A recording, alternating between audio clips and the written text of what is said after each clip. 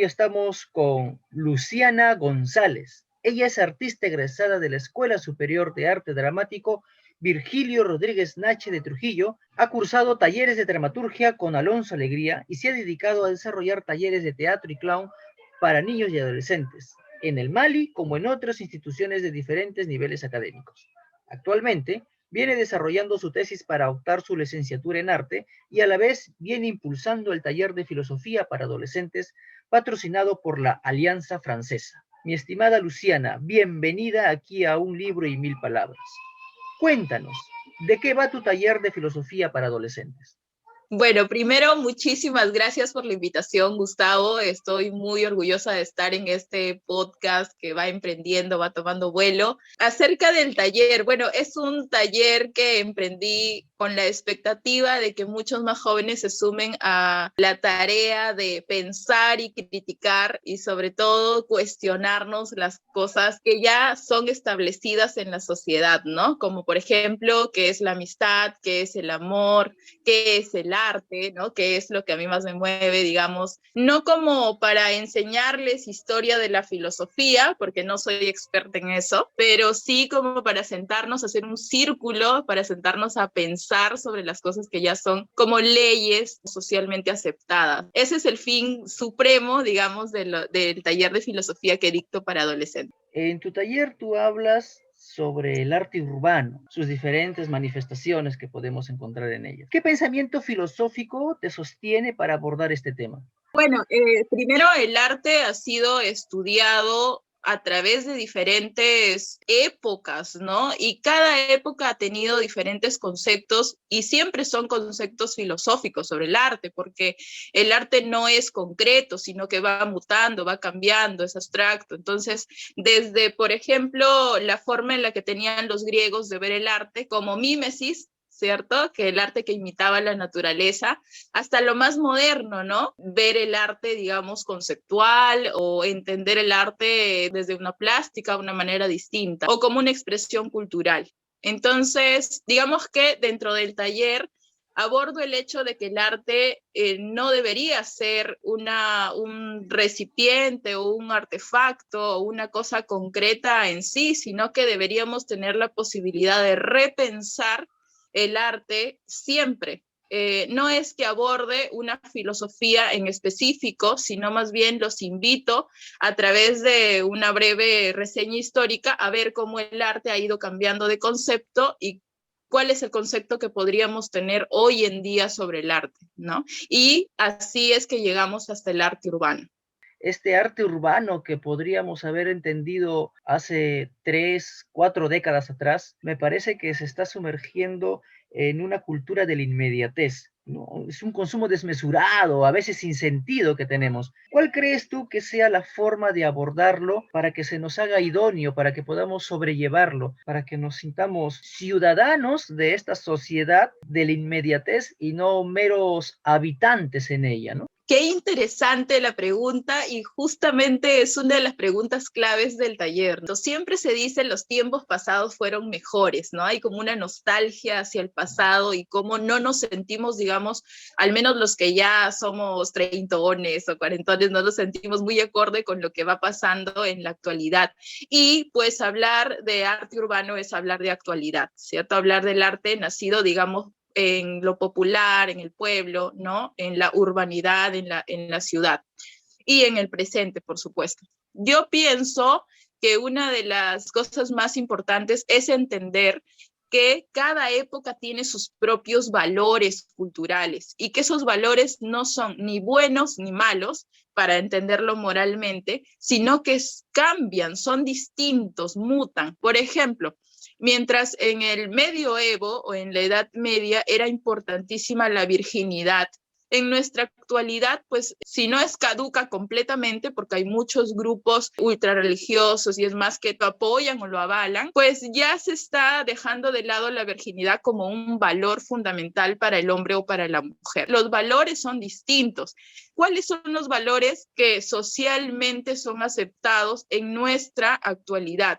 el valor, como tú dices, de la inmediatez, que yo le diría también la velocidad. No solamente te ponen internet, sino que valoras que sea una alta velocidad de internet. No solamente entras a hacer tu trabajo, valoran que sea muy rápido, a gran velocidad. Y otras características más es que sea sencillo, ¿no? La simpleza del lenguaje. Mientras más directo seas, es más aceptado, ¿no? En ese ámbito se mueve la cultura o el arte urbano. No es, por ejemplo, el mismo movimiento que hablar del arte conceptual, que se viene moviendo en esferas de élite, se mueven esas esferas de museos, de personas que tienen dinero, de alta sociedad. El arte urbano se mueve a través de los mecanismos o a través de las dinámicas con que se mueve también el comercio, con que se mueve también nuestras vidas. ¿Cómo no sentirnos apartados de eso? De hecho, puede fastidiarnos la inmediatez, la velocidad, pero estamos inmersos en ellos. Entonces, lo importante, creo yo, es primero aceptar el hecho de que vivimos en esas características. De hecho, por ejemplo, se critica mucho al reggaetón, que tiene mucho de sexual, pero hay dos cosas en lo sexual. Primero es que es un desafío a una sociedad que ha sido muy castrada, ¿no? Sexualmente. Entonces, es también un desfogue sexual. Entonces, ¿cómo culpar al reggaetón de ser un desfogue si la sociedad misma ha sido aplastante con ese tema?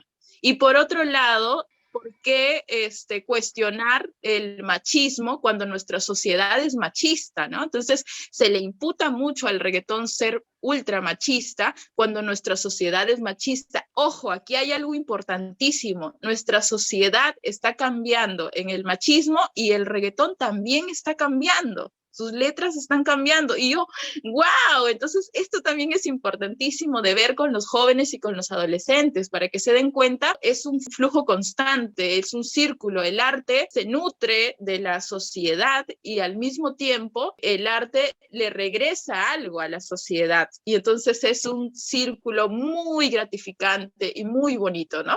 Una de las figuras artísticas de este género que ha dado un gran paso en el cambio, que es Bambuni, ¿no? Con sus letras y sus manifestaciones, sus reclamos sociopolíticos que él busca mostrarlos en el momento preciso dentro de su entorno sociocultural. Me parece que él es un punto de partida para entender esto. Hablabas del arte conceptual y me hizo acordar bastante a esta obra de Mauricio Catelán, que es el plátano pegado con cinta en la pared. Cuando hemos llegado a la pandemia, me choqué con una figura, vi una mascarilla colgada en la pared, sujetada con la cinta. Pero si esa imagen la hubiésemos puesto simplemente desde el inicio, no tendría la misma fuerza si es que antes Catelán no nos hubiese regalado la idea del concepto, ¿no? Del plátano sujetado en la pared. Y de esa misma manera, entonces, y cómo esta mascarilla puede significar eso, ¿no? La protección de la vida desde los diferentes puntos de vista, ¿no? Vamos con los sistemas de salud que son paupérrimos. Es interesantísimo que lo que cuentas, Gustavo. De hecho, una de las cosas que a mí me parecen más importantes es que el arte siempre ha sido para contraponer, para ser al menos inquietante o para proponer la pregunta más que la respuesta, ¿no? Entonces, pienso que al igual que los conceptuales están buscando sus propias formas, la popularidad también está buscando sus propias formas. Una de las propuestas más interesantes están en los movimientos sociales, por ejemplo, las performances de las tesis. De las tesis hablo de este grupo chileno de feministas que está cantando y haciendo performances que son conceptuales, ¿no? Con las imágenes y todo eso, pero que no deja de tener un sentido popular, político, social, dentro de la misma lucha, ¿no? Del mismo pueblo. Por ejemplo, para mí, al menos que me interese descartar el arte conceptual o que me interese descartar el arte urbano. Vamos a repensarlo, vamos a preguntarnos qué significa, vamos a resignificarlo también. Todo texto puede ser interpretado y doblemente interpretado y leído, ¿no? Entonces, eso es lo interesante del taller de filosofía. No se nos enseña a repensar las cosas, a cuestionarnos. una de las cuestiones fundamentales es volver a hacernos la pregunta por lo que ya está dicho, ¿no? Yo siempre les digo, aquí no es importante la respuesta, sino la pregunta. Entonces, vamos a dudar de aquello que se nos ha impuesto. Por ejemplo, ¿qué es el amor? Y comenzamos a preguntarnos, ¿no? ¿Qué es el amor? Y nos damos cuenta que el amor viene ligado a la literatura, ¿no? Desde Adán y Eva, que son una pareja heterosexual, ¿no? En el Génesis, hasta Romeo y Julieta, que sigue siendo una pareja heterosexual, y va como teniendo ciertas características que vamos sumando y hacemos pues el amor como se conoce, pero ese amor es literario, ¿no? Entonces no es un amor analizado. ¿Cuál es el amor real? De repente el amor real es la convivencia, vamos analizando la convivencia entonces de repente el amor real es la amistad en sí, vamos analizando la amistad o el sexo. Entonces, a través de la pregunta, no existe en el taller una solución inmediata, un paradigma de hacia dónde dirigirnos, sino más bien estamos abiertos a cuestionar y hacer las preguntas que sean necesarias para ir encontrando diversas respuestas, ¿no? Y puede que las respuestas no nos gusten también, eso es importante. En el taller, por ejemplo, se suben chicas y chicos de familias evangélicas y el simple hecho de cuestionarse si en verdad el matrimonio es ¿qué? ¿Es en verdad un acto de amor o es un acto de negocio o es un símbolo cultural? Entonces, en la misma pregunta te vas desestructurando y terminas como un cuadro de Picasso, ¿no? Tu ojo para allá, porque te desestructura, o sea, te saca de tu zona de confort, como dicen algunos, ¿no? Te saca de ahí para comenzar a ver el mundo desde otras perspectivas. Eso me parece más importante, ¿no? Y a partir de ahí, pues todos los cambios, supongo que sufres una crisis y dentro de la crisis vas encontrando los cambios que tú crees que son importantes para ti, ¿no?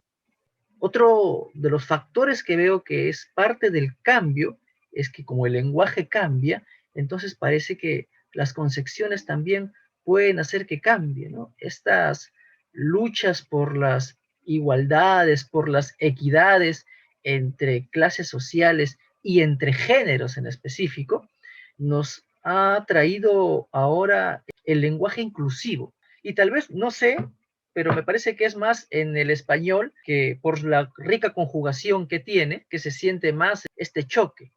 Mira, yo creo que ahí hay varias aristas que se pueden analizar. Una de las más importantes, me parece, y sobre todo hablando educacionalmente, es que siempre se nos dice que hay lugares para hacer política y lugares para no hacer política, pero la educación y el aula también es un lugar político. Filosóficamente hablando, deberíamos de tratar, no hablar de repente de tu visión política o mi visión política en particular, pero sí de cuáles son las formas de vivir políticamente en una sociedad, porque todo es político, desde que amanece y decides comprar tu café en un mall y no en la señora de la tienda, entonces es una decisión política.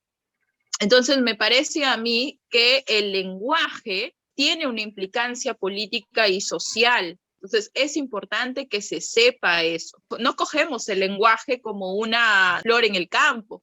El lenguaje es como un arma también. Hay que cogerlo con mucha cabeza y hay que ver que es un sistema. Por eso es que para mí es tan importante la literatura y la poesía, porque la poesía intenta romper con los paradigmas del lenguaje. Y entonces hay que ver cosas que son importantes. Yo les digo siempre a mis alumnos, yo no sé por qué se hacen tantos problemas con romper con las estructuras del lenguaje y como hablar como ustedes quieran, cuando César Vallejo inventaba palabras, cuando Martín Adán escribía palabras con otras letras. Entonces, no tengan miedo de utilizar el lenguaje, pero, y aquí viene lo anterior, pónganle a eso una posición política. Pónganle a eso una posición política. ¿Por qué? Porque no podemos pasarnos con la vida sin tener convicciones, digamos, ideas concretas sobre nosotros, sobre el mundo, sobre lo que queremos para él. Entonces, a mí me parece interesante tratar el lenguaje inclusivo desde ahí, ¿no? Desde que es un acontecimiento político, porque es propuesto sobre las bases de la lucha LGTBIQ+. A mí me parece riquísimo el lenguaje inclusivo porque precisamente te da esta extrañeza, ¿no? O sea, te da esta sensación de, espera, aquí lo utilizo, aquí no lo utilizo. Eso es lo que hace fantástico el lenguaje inclusivo. ¿Por qué? Te está dando una cachetada a tu discriminación, te está dando una cachetada a tu racismo, te está dando una cachetada a tu machismo. Entonces, es ese instante de la cachetada el que me parece genial. A ver, espera. ¿Digo ellos o digo ellas aquí? ¿Por qué? ¿Estoy siendo machista o no estoy siendo machista? Ese instante es el genial. Ese. Que se adopte más adelante, bueno, ya se verá cómo se mueve socialmente el mundo, pero no es lo importante es lo que está logrando ahora, es dar la cachetada, es hacerte cuestionar, preguntarte si estás siendo machista o no, o si estás infringiendo, digamos, los valores o la sensibilidad de otra persona, estás incluyéndola ya en tu pensamiento y en tu mundo, eso es, lo estás incluyendo, ese es el lenguaje inclusivo. Entonces, nada, denle sin miedo, equivóquense como nos equivocamos todos, aún hablando un español correcto nos equivocamos, así es que ¿por qué no hacerlo con todo el juego y la dinámica social que están planteando el movimiento LGTB, ¿no? Dentro de este proceso de aprendizaje que tú buscas en tu taller, me hablas de que te gusta trabajar con la poesía. ¿Cuál es el poeta o el poema con el que te gusta más trabajar o que te ayuda a buscar esta reflexión? Pues digamos que no he trabajado directamente con poesía, sino más bien dentro de los talleres, con la literatura como historias, cuando hablaba sobre el amor, ¿no? Todas las historias de amor se parecen, ¿no? Y son el tema que he tocado, digamos. Pero si tengo que escoger, digamos, de la poesía, escogería a Vallejo por la ruptura del lenguaje y escogería a Watanabe por ser también de aquí, de La Libertad, y porque es un hombre increíble, su manera de trabajar el lenguaje, ¿no? Y a partir de ahí me parece más importante no el escritor y no el poema, sino más bien como ir encontrando características que nos impulsen, ¿no? Por ejemplo, la crudeza con la que trata Vallejo algunos temas sociales, pero también la sensibilidad y conciencia con la que trabaja Watanabe los problemas más intrincados del ser humano, la fortaleza con la cual trabaja Blanca Varela, algunos temas de dolor, ¿no? Como la muerte, la lejanía, ¿no? La soledad, el cuerpo. Eso es lo que me parece más interesante. Encontrar como de diferentes poetas algunas cosas que nos puedan ayudar a crear nosotros, digamos, ¿no? Recuerdo que me decían en el colegio, el primer lugar para rebelarse es la casa. Si no te lograste rebelar en tu casa, entonces reencarna y vuelve a hacer todo de nuevo, ¿no? Sí, a mí me parece que lo que estás diciendo es fundamental porque la educación tradicional te dice que debes obedecer, ¿no? Ser como una especie de militar que La letra lo obedece. manda, ¿no? Obedece a tu padre y a tu madre y tendrás días dichosos.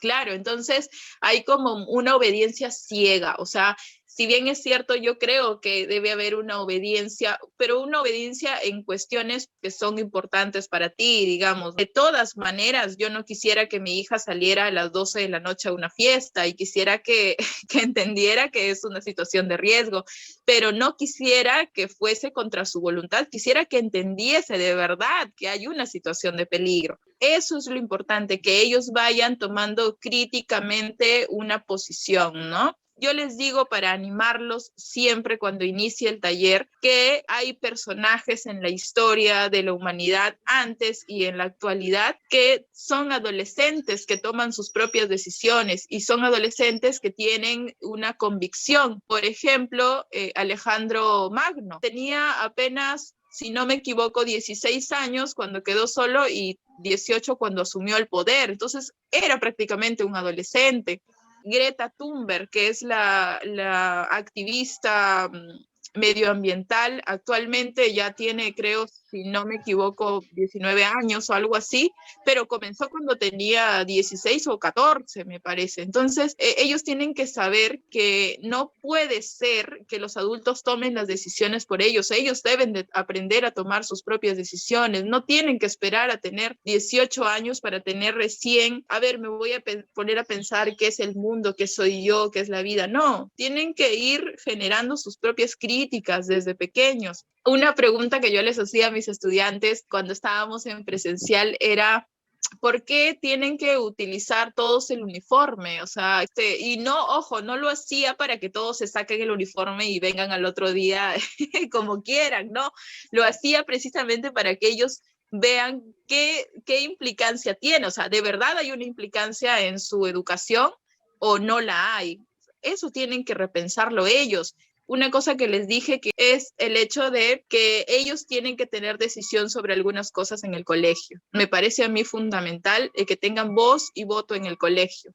Eso puede ser para los adultos una cuestión confrontativa, ¿no? Porque a ver qué viene a decirme este renacuajo de 14 años, qué cosa quiere, pero hay que negociar, ¿no? Entonces, ahí se le está dando un sentido crítico, ahí se le está dando la oportunidad de racionalizar su propia educación.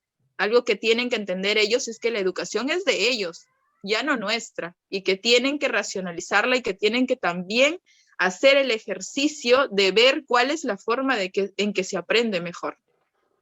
Como tú dices, ¿no? ¿Qué cosas son las importantes de rebelarse, ¿no? Contra, yo, más que contra los padres, yo creo que es contra el sistema, ¿no? Es rebelarse contra el sistema. Augusto Boal fue muy claro en esto cuando una vez dijo, ¿no? Ciudadano no es aquel que vive en una sociedad, sino el que la transforma. Y eso es lo importante, ¿no? Descubrir cuál es tu parte para aportar en el cambio de la sociedad, ¿no? Y te conviertas en un verdadero ciudadano. Y es algo que a mí me mueve mucho, que creo que los chicos pueden lograrlo, ¿no? Y creo que la misión del educador es principalmente fortalecer a personas para que se vuelvan esos ciudadanos de los cuales hablas, ¿no? Entonces, no estás formando una caja vacía que llega a recibir todo lo que tú tienes. Estás formando a una persona que tiene sus particularidades, que tiene sus intensidades, que tiene sus falencias, y tú eres una persona. O sea, algo que creo que el educador, o muchos, digamos, no todos, pero muchos todavía no comprenden, es que seguimos siendo personas detrás de nuestro sastre. Tenemos que abrir un plano de retroalimentación. No puede ser que vayamos todos los días, demos información y nos vayamos sin nada. Los niños, los adolescentes te dan muchísimas cosas. Para mí eso es un poco la educación. De repente es un poco muy idealista o tiene que ver también con mi trabajo como artista, ¿no? Como actriz. Pero me parece que eso es fundamental. ¿Por qué? Porque se ha demostrado ya a través de la neurociencia, que el ser humano aprende también conforme va experimentando y que el juego es básico para aprender. Entonces yo no entiendo cómo seguimos tratando de darle a machacazos una información a alguien cuando es más fácil hacerlo a través de una dinámica que implique una relación un poquito más horizontal, ¿no? Hacia dónde va esta educación, ¿no? Ahora la pandemia nos ha jugado también nuevas posibilidades, ¿no? A través de los podcasts, a través de los videos, a través de las clases por Zoom. Si bien es cierto, nos resta algunas cosas, pero nos suma en otras. Entonces también tenemos que ver hacia dónde va la educación ahora, ¿no? ¿Cuál es la forma en que podemos acceder a este taller que tú estás dictando, patrocinado por la Alianza Francesa? Bueno, el taller algunas veces lo dicto de forma particular por mi cuenta y otras veces lo dicto con la Alianza Francesa, ¿no? Ahorita estamos conversando para ver si se puede dictar otra vez en septiembre, Pero si no, pueden entrar a mis redes sociales, a el Instagram, que estoy como Luciana González 1848, porque no supe cambiar eso, o al Facebook, que me pueden encontrar como Luciana González Perú, creo que sale. Entonces, pueden entrar ahí y yo posteo siempre por ahí si tengo los talleres. La mayoría de los talleres son gratuitos, así es que ingresen en cuanto tengan la posibilidad. Siempre nos sumamos adolescentes entre 12 y he tenido adolescentes entre 12 y 16 o 17 años y ha sido muy gratificante, así que entren porque nos divertimos, nos preguntamos, nos cuestionamos, debatimos, irrumpimos y transgredimos también un poco. Muchas gracias, Luciana, por estar aquí con nosotros. Esperamos tenerte en otra oportunidad. Y muchas gracias a todo nuestro público oyente. Y nos estamos viendo en otra oportunidad aquí en Un Libro y Mil Palabras. Muchas gracias.